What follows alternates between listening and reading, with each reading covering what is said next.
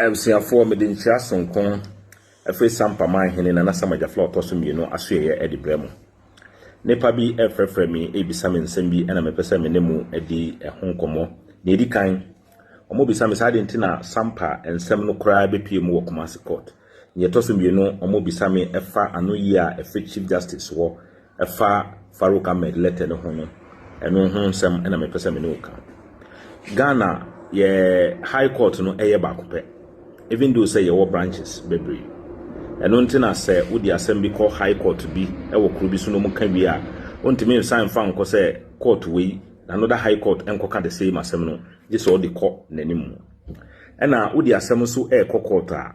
wo a wodi asem no e court no bebi a wo ena ne wodi court asem no kwatia no bebi a wo no etimi determine bebi a modi asem no beko na asem na yedi ba court na e against the National House of Chiefs or no any register obia oye ohene na the Bono Regional House of Chiefs wono mom oye conveying belt or jin krata no free the traditional council no diba and the National House of Chiefs ewo Kumasi the Bono Regional House of Chiefs ewo Sunyane na Sama Jafla odi asem no ikono ewo Accra nti na be free Accra na ono aba Sunyanfo nso beba Kumasi fo nso beba enti bebi a eye mfimfini edi ma because nana court a ne manfo nso be free ne krom aba beka ne ho traditional council nso beba te bebi a eye center edi ma omu nyina no eye Kumasi Asante region eno na ma ya asem no ebe hya ase wo Kumasi na eba ye no kurampo a na eye no na eye against the Bono Regional House of Chiefs any the National House of Chiefs and an interested party no ebeye the traditional council na omuna moye the reporting authority no per the acting president nti yedi asem no na samuduan so edi ne ho befa ho a ono so beye the second interested party yedi asem na kopim senka judgment mpo ebeba na samuduafo yi ekọ ye twerɛ koma then Chief Justice say omahunu say judge no ebeye bias nti wonyi asem no Chief Justice no crime beside yen one beside your lawyers, one beside the judge who was sitting on the case. Ni eti ya ne say letter abase or ma transfer case no edia friend ho edia koma another judge ya or ye Temweni Angelina Humia. Ye de ya nkan because say wasam ye de na wo ma me kura na ti so a ontimindi entiawo because mra eni amamra eni amande eni di asem. Enti judge foforo no nso bae no nso bae ma obi aka na nsem na odi ne judgment bae odi ne judgment bae no make key pronouncement bi a very key ni edi kan o say Sampa enkonwasem wan hunu eda di pefe say yakan wie yera oti kokoso His Royal Majesty the King of the Asante Kingdom and etna so on arbitration and okawie Ghana arbitration part of yemra ena Saudi wasemma ohini pombi anim no oka yi a na ofi se ankoyi amawo a aida se wodi beko court na court abegu yera eka asem ni wie no obi amfa nko bebi ema obi amongo judge no so san ka biom se ahemfo a omoyi ase aheni sa adihie no omoyi dishiberema ni wie a omo nso approve no wahu ada di pefe se ahemfo ni nyina nso agi na Sama Jafla etumu osai hunu se na Sama Jafla ne nkrata na ewo ebaye no edimo because the acting president no na ne nsa hye ase we a judgment of the court Ghana ye mra no ekire se judgment bi free court bi ba ebedane mra kopim se court a esusin no ebebo sa judgment no egu enti judgment na yewra homia edibaye no a judgment valid ogina so edi share the Bono Regional House of Chiefs omumfa na Sama Jafla nkrata emra omubo court na nimtia na edi omuba before the same court for contempt odiba ye no judge na no wote asem no so see oni na doma hene nom no paternal father side no relate ni papa nom eni na doma hene nom relate nti wontimi ntena asem no so because okoka asem no wajana na doma hena ye betimi aka se enam so mu relate ntino ena wajana ono nso koka asem no de ne kutumu a ommeka se bia bibinti and I busiaman so binti na ode na kotomenti wontimi entra asem no so and was sorry here. Chief Justice then and omudi ma judge foforo. Nti judge foforo no so tena so no and ono ka say court to show say ye adwuma bi na abu court na nim tia na aba court na nim a court no timi hye ne pa foforo ma ne ye ana obetimi ahye wankasa ama waye. The court no share amakonadu amakonadu edi na nasamajafla nkatra ekopie mu on national say omon gazette na nasamajafla krata ne call ya enka national ebetna so no ma gazette na nasamajafla ena akabua a woye regional minister or hide behind resec and wo tire letter oma the DC ya oye sumani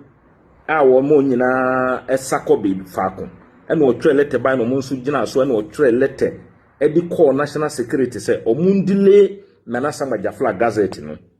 because say ono sense say basabasa besi obuanso onim ntia because omu ene share wo masses omo chese omunye boni because no oye lawyer edi mawom emra na ye ya ensem bi call circuit court e wo brekum no ye lawyer e di ma samodua boys a omukunkum krofo ne ekita ho osan be gina mo wo high court a wentimi andi ama wo mo be ye lawyer no obeye regional minister no use that position no to help them and we trace our letter no ko enti mira na nke so mu gazette na nasamajafla no National House of Chiefs e holding on ebeche ebeye 1 week na still ano mu holding on e ko 1 month ena na nasamajafla esan ko mra no mu ehunu se osan ko court nti o court no ena court ne share national emomo register na nasamajafla as the paramount chief of Sampa emra na emu register na nasamajafla wie no sam modua e di asem esan ba Kumasi High Court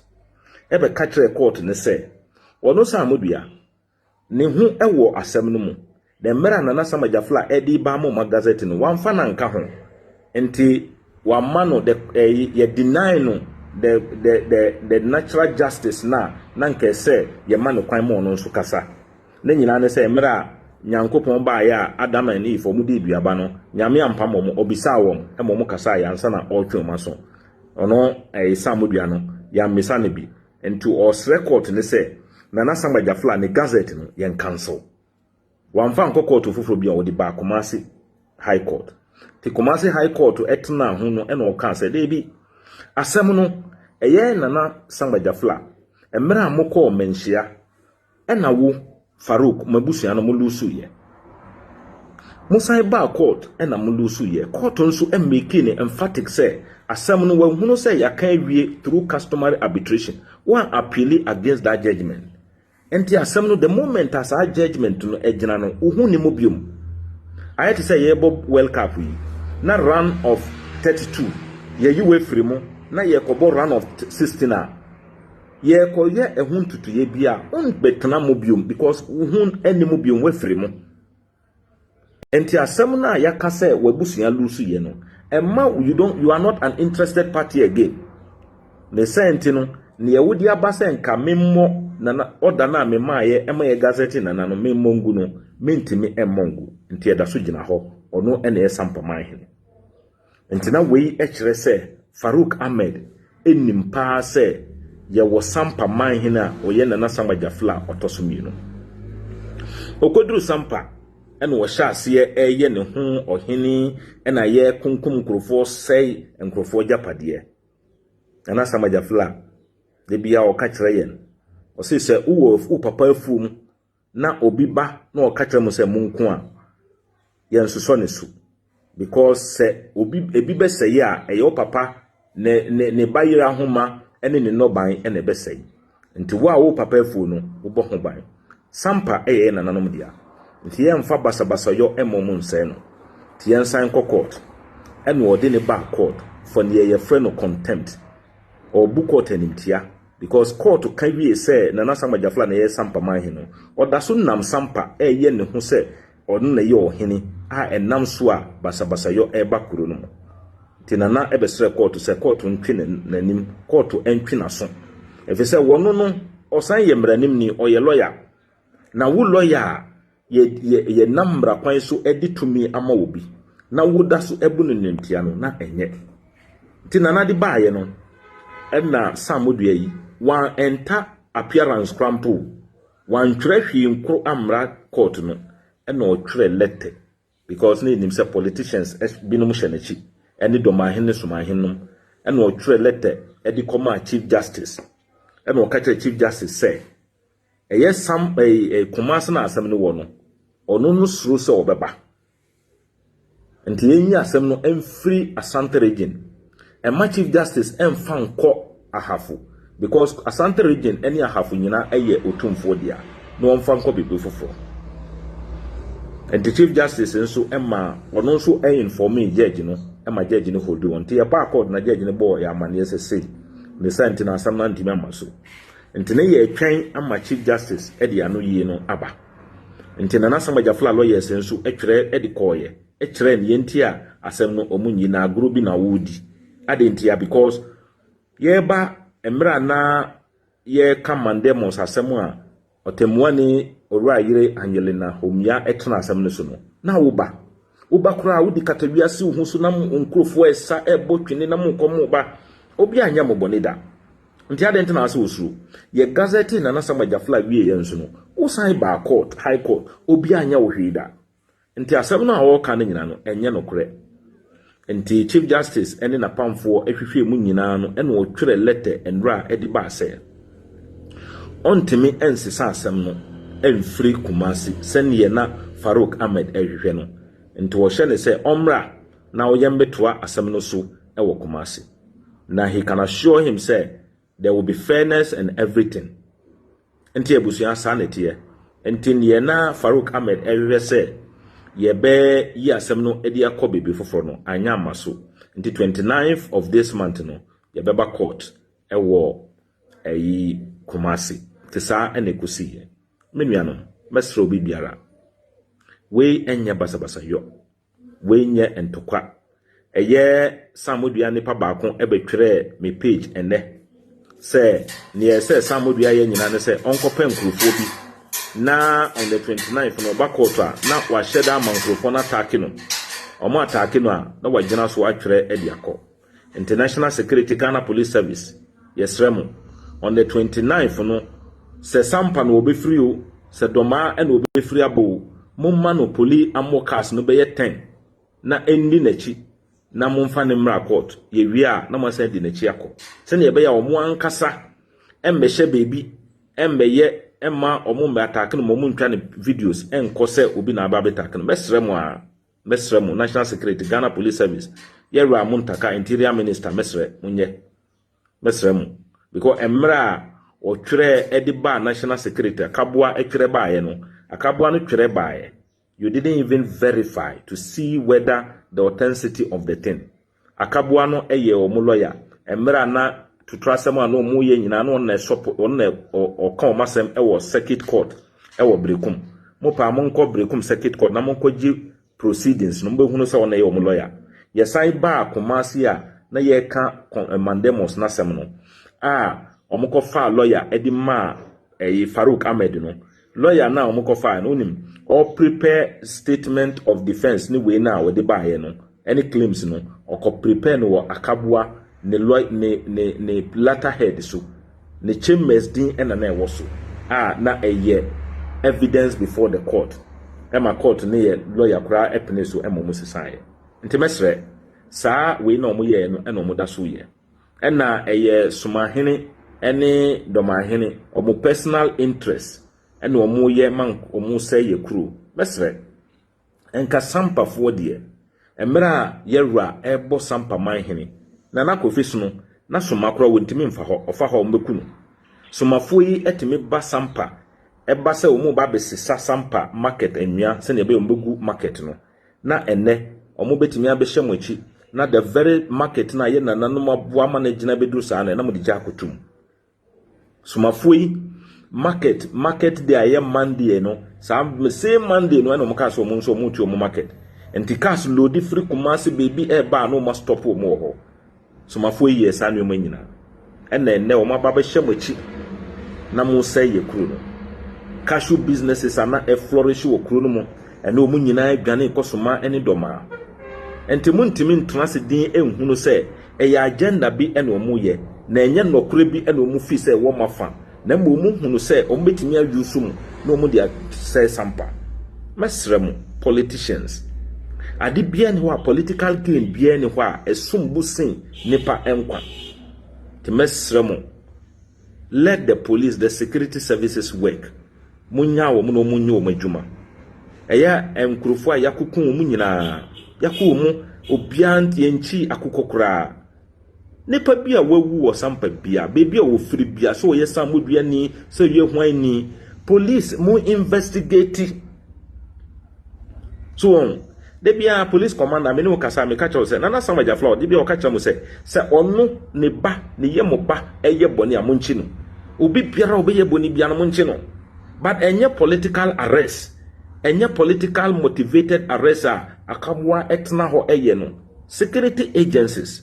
politicians are enemo hunu mu politicians come and go but the people of Ghana are always there. And the identity na mube jai people of Ghana na makodi politician echi na ma risky the life of the people. The mesremo. Me kwa mikuru mkasa mkakra. Eye na womi ene ne kono no ba. Nilo na pe na mo na womi especially mo numpa. Numkala sese yuma torumuna. Ni mo para mo ke tran papa. Mo ye akiti ai. Mo sister comfort. Uki tran papa because ngana school ko na sek na pa arena na pa wa wie me na wie nine oplo Mr. Redu we ni belme opo me we ni nga responsibilities tatara ida Mr. Redu mi nga uta mlemi ekuro ne janje na nyila kana ke we lurupa bleka ba ni mpa ye bomo na nye bowu nga mwati tonno tu luru me pa me pata para akuro kida and sister comfort kureke na tamanga de na bile perni amna perna na sekwa ke here extendi malie you know na elowie wa amoye lowie madwa amowie wekio bejir osawa mepa timna wie nkomoli kekiti ani mu par arenya ngona mu plo na pin akiyerki na lele are na kla lele kabunyi na soro ye ni yinyo yiti ni lo na pewe na mo wersi sa bo ye terma to fipin ma per kinyo na pe lele skole fon le kura muji kura ke mu kla ke kiti ya na yenge ye kiti because mo she Pentecost ndesi na mo she ke continuation ke kiti arenya ye pin ke no ba mo ke tan papa o mo ke na tan pa still mo ke tan pa ba arenya ma pin ke ye yinyo ma lele muti apel lele kabunyi suru muti apel lele ku na ina pa ke na muti ko mu ama mo yewie na mi pe kuru ntinyi ni cha meli na ke na nyila kakao ye tin ko ye yelo e perwie para ya wa apesa yuwe pa ke kitia no ba comfort Naomi ni ye par me ni shi asor ipi Kristo ni ki amalur parda aranga ma pin ke ni yompa na ki nyu iti seti pesa lurbo seti pesa lur lawe suru se werse sa te tofipi mel puonga mukia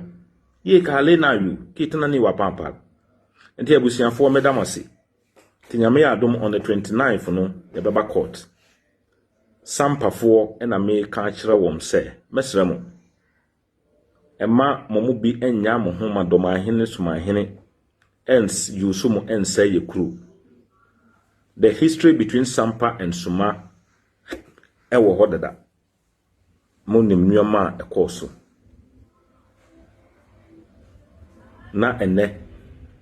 mo bejai emo sanwoma yi aba. Ni etoso mienu na obi nso ka kire me se letter na omutwere baaye no mistake wom.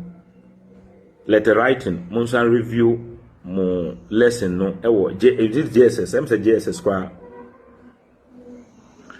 Letter na otwere Farouk Ahmed twere kwa Samuel twere kwa ye no. Ono Samuel na twere ye. E no de come Chief Justice. Na eye na Samaja fly na di assemble ya nam so twere nti nipa miensa we e na the actors. And to say, Nana Samba Jafla, through the lawyers, respond here. Now, Chief Justice are instructing the Judicial Secretary, so one trail letter, and comma Sam Mudia. And the Nipa Miensa, and also this letter in Mawon. A yes, Sam Mudia or trail letter no. A yes, Chief Justice or trail letter in Breno. And in Nana Samba Jafla, or non so Edia no ye a buy. And the Judicial Secretary no address letter no to a Sam Mudia. And will copy the Chief Justice. And will copy Nana Samba Jafla, the lawyer. Because Nana Samba Jafla and Kasan a trail letter no edikoy or man, the lawyers and a trail coy. And to say Judicial Secretary no trail babaka. On to mean trail and farm man Nana Samba Jafla, or the man the lawyers, and man the lawyers, their brain. Or trail comma Sam would be ankasa because Sam would be ankasan a trail letter no decoy one man the lawyers and trail. And ti uhuno copy no, na copy no, or trail Chief Justice or copy Chief Justice. And no copy Nana Samba Jafla, the lawyer, a friend Muji. And to mess remo. Monsan revise letter writing news now. Or mutreye, and what Jesus. Me kaipa say, me say, me teacher back be or me teacher pale. Any teacher Jude no mutreye. Me dasu kaipa. And to monso revise more mutre say, a year wrong, a year fake, ye in ano. We are only waiting on the 29th. And to Yamin kon bibiara home. Mama yen say ye crew. Yen say no. Yenim pa. I say we don't encourage people who want you to fight, who bring fight in your father's farm, because you know very well. Say bibi say ya, u papa no buy enebe say. Yeah, encourage it because bibi say ya, ye nananam kura omo bread big titi and enbe say. Here ma Sampa and so and say. We are not saying say. Obi emfa security forces be emeye bibi favor be maye ne ye kan yana say obi di bonia arrest the person enkrofo mu wuye omo ye samuduafo bebi a ne pani free kura ne ofri suma nyina omo nyina be wuye nyina no ne nyina na me say mo investigate. I'm not being selective. Even say kraman kura wuye because of sasem we are investigate it. So enti Naomi ene wo kuno me chiamo. That is very good. But I want you to understand say me ntamo. The me can chamo say the mo ye no enye. Mo nana na fara you nisa ya tepekiji. Ki a wer sakare pe yeterma to fipinke na yenge yeti jande na idal. Ese bi le per banga kla. Ya nyame nko bibiara homre pa mo biom no. Ye be sen akasa biom. Me da mo nyina ase. Eye Sampa man hene na Samba Jafla. Ne personal assistant Abu Mahama. Mena minimum edin komo ene. Me Facebook page anyway. Eye Nicholas Mat Mahama. Mesremo. Nano papa bi share me wo eye techiman. Oka kire me say was send friend request ama me be 3 months ago me mfi no. E ma me explain kire no. Ma SCD me friends are meeting ya adi won. Facebook ema obi biara 5,000 ma SCD. And they say ya just all follow me. Ke mesremo. So see a pending application and me work to add friendship is about 2,000. Nti mesremo wa send friends request ama me bia mentimi add one ma SCD eno ntia nti mesrewo ani die kwan so follow me mesremo me de obo sonkon edi mamo because mun nim nyansa pi nti me nada muda asem biara me de beba nti letter na me de tu ho no eye authentic ye de ani die mamo ye mdada muda mo amunim from day one adi bie ni hwa me de beba bontin a eye troda ko me ni mo ka sei menyine me wo 51 years me wo ma a mo universities na me de bi bebetu outside na me ba ko hunu no wunim say eye enye no kra ene magu me ni mo ase e wo me ma no anim ene o mo nso ni the highest idea e kra me e wo abrabo mo nti ade a men na da muda nti obi ka kire mo say letter na me de betu ho no eye ntra oboa eye authentic ye de ani die emamo. We respect you, our viewers. Mo hwe yen, mo to credit data na mo de hwe yen na ye de ani die mamo. Enti medo obi biara se, ya me nka obi biara ho, ya me ya adoma 29th no ye be hia e wo court. Kristo asomdwie enka mo nyinaa.